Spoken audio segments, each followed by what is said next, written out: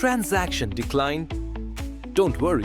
Most debit card issues are easy to fix and can get you back to seamless payments in minutes. Let's see the common reasons your HDFC Bank debit card might not go through and how you can quickly resolve them. First, check your account balance. If funds are low, topping up is quick and easy. Your card may have expired or isn't activated yet. Activating or renewing takes just a few taps. Every card has daily limits. If you hit the limit, simply wait or adjust limits via the HDFC Bank App or NetBanking, entered the wrong PIN multiple times, or a transaction got flagged. Security blocks are easy to resolve via our digital channels. Intend to make an international purchase. Make sure your card is enabled for international transactions.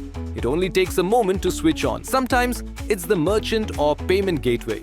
A quick retry or contacting support usually resolves it immediately. Here's how to get back on track in no time.